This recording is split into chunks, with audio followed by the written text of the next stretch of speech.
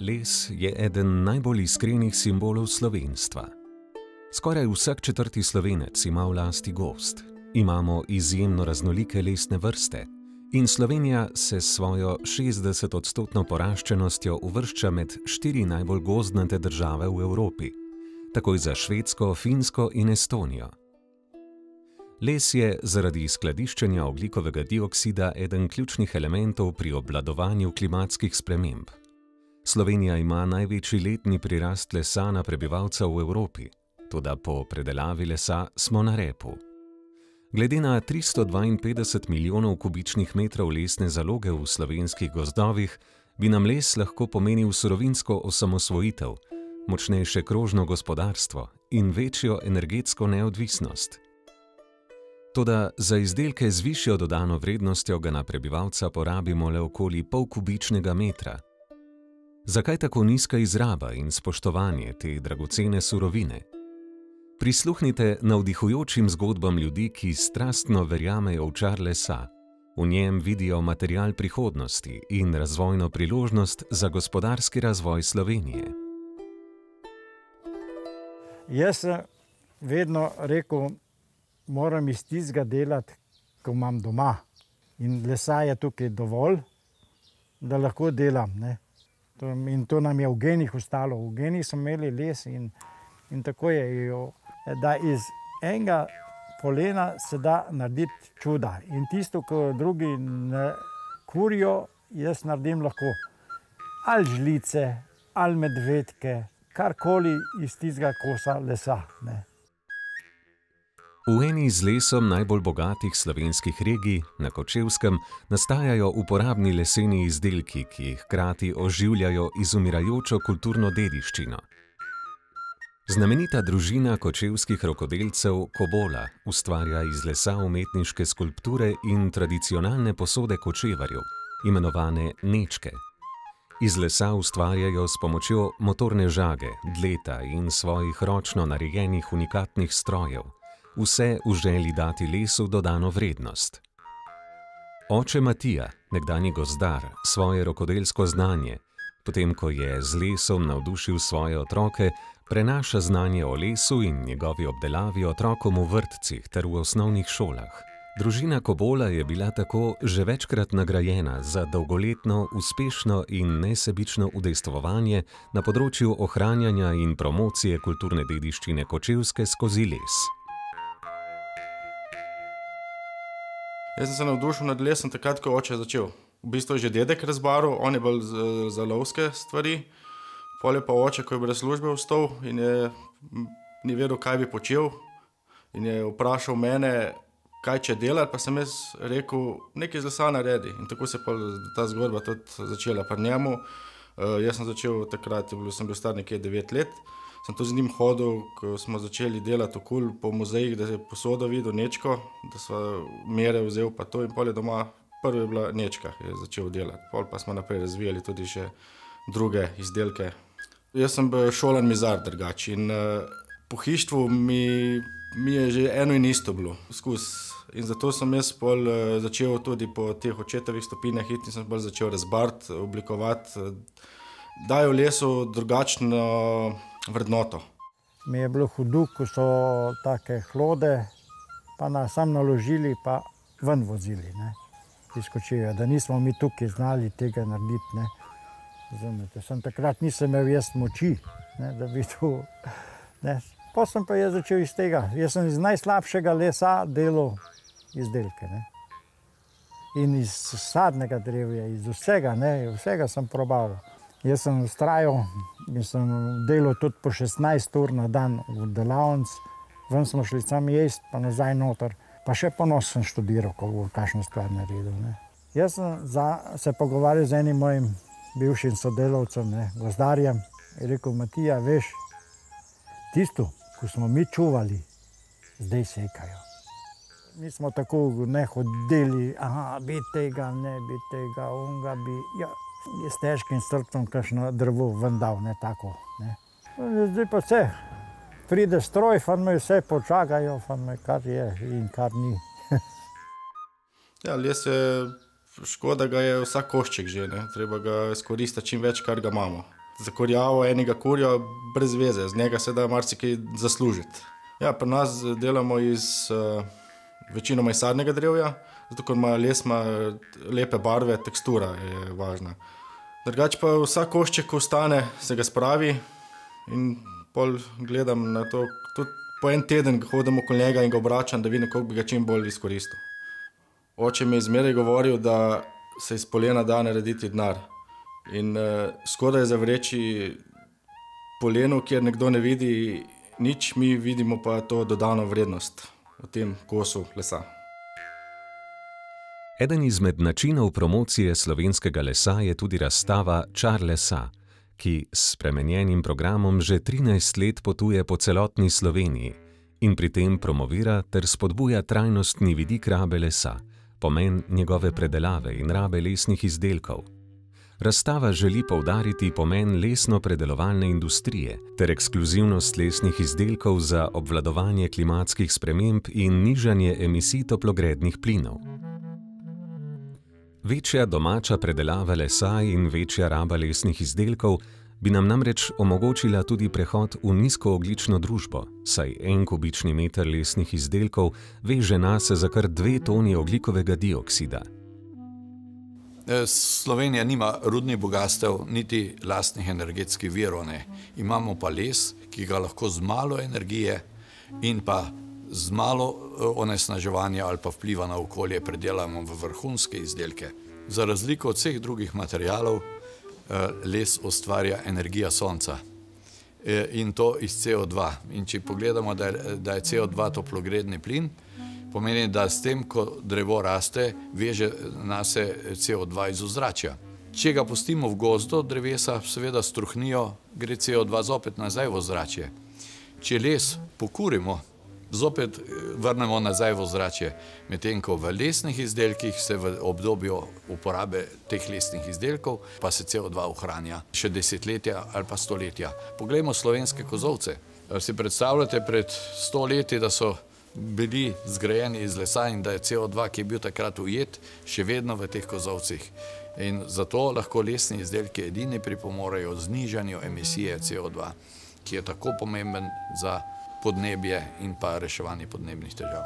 Ja, ko govorimo o strategiji države v preteklosti, mislim, da je bilo precej napak narejenih. Usmerjeni smo bili predvsem v težko industrijo, v veliko potrošnjo materialov, ki jih uvažamo iz drugod in jih z velikim vložkom energije predelujemo v izdelke. V mislih imam črno metalurgijo in druge panoge, ki so seveda potrebne, ampak zanemarili smo pa lesno industrijo, ki razpolaga z bogatim naravnim virom. Drevo nam pade pravzaprav na dvorišče in prav nenavadno je, da ga ne znamo izkoristiti. Tukaj bi rekel, da je bila v preteklosti strategija države napačna in da smo sedaj na Ministrstvu za gospodarstvo in na Direktoratu za lesarstvo uvrstili lesno industrijo kot pomembno panogo v slovenski industrijski strategiji v posebnem poglavju. Prav posebna zgodba o lesu se razvija nad reko Čabranko, tik ob hrvaški meji, kjer se preko Snežnika pa vse do Gorskega Kotarja vije največji strnjen gozdni kompleks v Evropi. V ta demografsko ogrožen prostor, v vasi Novi Kot, kjer je še do nedavnega vztrajalo zgolj 30 vaščanov, sta se iz Finske in Nizozemske preselila Aljaž in Eva. Vizualna umetnika sta popolnoma sama in brez osnovnega znanja o lesu prenovila hišo, ki ima danes ponovno izgled stare ribniško-kočevske arhitekture. Danes ima les skozi prenovo hiše, kjer je vsak centimeter rezultat dela njunih rok, predstavlja osnovno preživetje in z njim sta celo dosegla polovično samooskrbo. Revitalizirala sta izginjajoča rokodelska znanja lokalnega okolja. Danes ustvarjata svoj blog, organizirata delavnice pozabljenih obrti tesarstva, žagarstva in skodlarstva. Eden zadnjih tesarjev v dolini Čabranke pa ima je tudi simbolno predal svojo sekiro. To je zgodba o lesu, ki je skozi mlade oči postal ne muzejski eksponat, ampak živa kulturna dediščina, ki znova vrača življenje v umirajoče obmejne vasi tukajšnjega podeželja. Osebno se mi zdi pri nama, da si veliko življenjskih želja uresničujeva z lesom. Tle okrog hiše imava kupe lesa, ki se sušijo. Vsi vemo, da je les treba čakati, da se posuši. In potlej recimo celo kdaj, ko hočeva to pospešiti, dava les v hišo. Zraven, se pravi, za kurjenje peči, da se malo hitrejš posuši pol, da lahko delamo stvari za v hišo. Les je vsekakor velika priložnost ravno za ljudi, ki imajo radi, ki imajo sposobnost oblikovanja svojih stvari, ki imajo vizijo. Je bilo dostikrat vprašanje, recimo, ali od prijateljev ali pa od širše družbe, kako je živeti z lesom oziroma kako je biti obdan z lesom 24 ur na dan, recimo. Kadar so dnevi, pa se ne počutiš glih najbolj, ali pa si malo v stresu, ali pa ne gre tako, ko mora jeti, kakor ti misliš, da bi mogel jeti. In v tistem momentu, ko sediš v svoji hiši, ko si jo ti naredil, obkrožen s svojimi stvarmi, ko si jih ti izdelal, to so ene taka opolnomočenja, ki še najhujše stresne situacije lahko razbremenijo, že sam s tem, da okoli pogledaš, pa si toliko ponosen, kaj si sposoben narediti.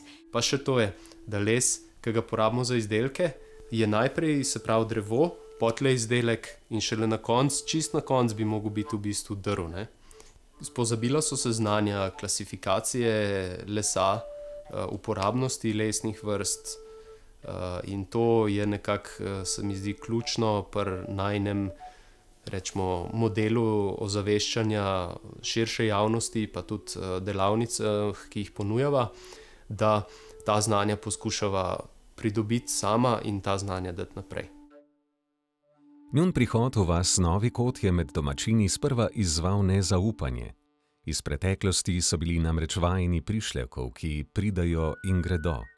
In težko so verjeli, da bosta obstala v tem odmaknjenem koncu, ker življenje narekuje pogosto surovo podnebje in ker je bil ravno les, poleg kmetijstva, stoletja dolgo glavna dejavnost preživetja. Navdušilo me je, predvsem me je navdušilo tole, ko je počel tesati s plenkačem, z ročno ono, ne. Ker je tukaj, mislim, to delo je res težko, jaz bom rekel, sem iztesal morda samo 4 trame, 5, ampak to vem, da je.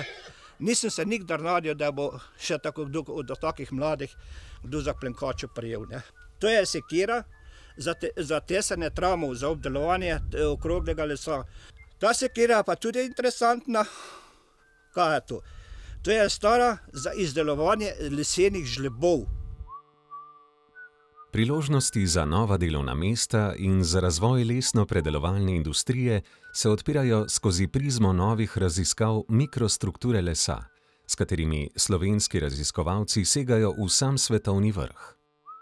Tako je eden izmed prihodnjih zelenih ciljev, poleg pospešene rabe lesa v gradbeništvu, ker bodo lesene stavbe postale ponor ogljika in bodo prispevale k zmanjšanju emisij toplogrednih plinov, tudi večja izraba manj kakovostnih lesnih vrst. Z njihovo modifikacijo se namreč širi spekter uporabe ter tudi vzpostavlja ponovna reciklaža lesa za zdravo grajena okolja, ker je človekovo počutje postavljeno v samo središče.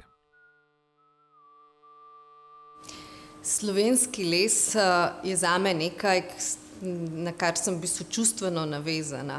In lahko bi rekla, da vedno zaboli, ko človek vidi hlodovino na tovornjakih naloženo in potuje proti severu, ampak to ni moja največja bolečina. Moja največja bolečina je, ko vidim odslužen les, ki leži na deponijah v Sloveniji in se dejansko nakupiči na odprtem nekem prostoru in na to pridejo tudi tovornjaki, tokrat sicer iz Italije, in to surovino odpeljajo. Mislim, da je tukaj več priložnosti in sicer gre za les, ki ga dejansko lahko izrabljamo v tako imenovanem kaskadnem načinu. Na koncu življenjskega obdobja enega izdelka ga lahko spremenimo v visoko kakovosten produkt, ali gre to za vlakna v različnih kompozitih, ali pa gre za izrabo oziroma za pridobivanje lignina, recimo za farmacevtsko industrijo. Imamo tudi lesne vrste, ki morda niso najprimernejše za izrabo v grajenem okolju in tu pridemo do potrebe različnih postopkov modifikacije lesa, s katerimi dejansko nadziramo lastnosti lesa v smeri, ki jih potrebujemo za določeno aplikacijo. Eden izmed primerov gotovo je naša bukovina. Bukovina je lahko ena izmed tistih najbolj muhastih dejansko lesnih vrst. In tudi na inštitutu InnoRenew se dejansko ukvarjamo z raziskavami, kako zmodificirati bukovino, da jo bomo lahko uporabili tudi v eksterierju na način, da se ne bo zvijala, da bo dimenzijsko izredno stabilna in to delamo tudi v sodelovanju s slovenskim gospodarstvom, tako da verjamem, da čez nekaj mesecev, da bomo imeli na trgu tudi inovativen nov proizvod iz slovenske bukovine. Pri naši težnji po zmanjševanju okoljskih vplivov družbe nasploh težimo danes k temu, da lahko vsak izdelek na koncu življenjskega cikla ponovno uporabimo. In les, ki je naraven material, okolju prijazen material, smo dejansko z postopkom obdelave lahko tudi naredili nekoliko neprijazen okolju. Zato se danes tudi tako na InnoRenewju kot tudi na drugih raziskovalnih inštitucijah predvsem posvečamo iskanju v bistvu obdelave lesa, ki je okolju prijazna, ki je na podlagi naravnih materialov, da v premazu uporabimo recimo nanodelce iz karbonizirane konoplje in s tem, ko les v bistvu obdelamo z olji, ki vključujejo nanodelce konoplje, lahko dosegamo tudi, da les na prostem več ne bo posivel. Recimo ena izmed pomembnih točk je tudi, da zgradimo stavbo na način, da jo lahko tudi razstavimo in popolnoma recikliramo v konceptu krožnega gospodarstva. Tu pa seveda recimo pride do enega pomembnega premika in sicer kako zlepiti lesne elemente na način, da jih lahko po 50 letih tudi enostavno razstavimo in dejansko imamo ponovno les, ki ni kontaminiran z lepili, z nekimi fosilnimi viri, in ga ponovno uporabimo v novih aplikacijah. Ciril Burgar je eden redkih izdelovalcev harmonik, ki z izjemo glasilk celotno harmoniko, za kar porabi tudi do 450 ur, izdela sam, le s pomočjo svojih sodelavcev. Za izdelavo inštrumentov rabi izključno slovenski les, znotraj njega pa tudi manj uporabljene lesne vrste, kot so hruška, sliva, ki jih je najtežje obdelovati. Vsak les ima namreč svojo karakteristiko, določeno resonanco, in vsak les da od sebe drugačen zvok. Mi, ko zbiramo les, se pravi posebno resonančno smreko, zbiramo na visokih terenih, se pravi na višji ležečih terenih, na slabi zemlji in na, bom rekel, gosti rasti. To pomeni, da ima smreka malo hranil, veliko svetlobe in v bistvu ne dobre pogoje za rast. Slabši so pogoji, bolj gosta je smreka in bolj bela je smreka. In s tem tudi bolj trda in bolj resonančna. Ja, zelo pomembno je pri seči lesa, kdaj je sekane. Sigurno je treba to v zimskem času, se pravi december, januar, februar, ob mlaju, se pravi, ko luna ugašuje, ker takrat je les najbolj mrtev, se pravi, ne potegne soka v sebe. In bolj, ko je les mrtev, boljše za resonančnost, bolje za glas. Tudi v lesu je zelo pomembno, kako se reže, seka, bom rekel, iz hloda, ga je treba obvezno v prizme sekati, da je sekan pravokotno na letnice in s tem dobimo potem lahko resonanco. Se pravi, resonanca je nekje 3 do 6 rasti na milimeter, to je resonančni les. Les sestavljajo cevčice. Po teh cevčicah dobiva hranila les iz korenin. In ko je to odžagano, sušeno, se morajo te cevčice izsušiti. In ko so te cevčice votle, in to duni, to je resonanca. Zdaj bom rekel, kubik resonančne smreke ga mi plemenitimo vsaj 100-krat. Slovenski les je treba ohranjati doma in doma predelati. To je pa tudi lahko reči, narediti pa ni čisto enostavno. malih je, ko iz nič naredijo ali pa iz hloda naredijo končen izdelek. Mladim je treba predstaviti slovenski les, kje raste, kako se ga obdeluje in da se iz slovenskega lesa naredijo krasni izdelki. In marsikateri bo to vzel za spodbudo in gotovo tudi začel z dejavnostjo. Les pa je lahko tudi način, kako razbijati stereotipe, češ da je njegova obdelava moški posel. V Cerknici smo obiskali Ano in Evo, jezikoslovki z diplomo iz Filozofske fakultete, ki sta pred dobrimi 3 leti v visoki nosečnosti in brez predhodnega tehničnega znanja pričeli iz hlodovine in težkih debel ustvarjati dizajnerske šik mizice in dodatke za stanovanja.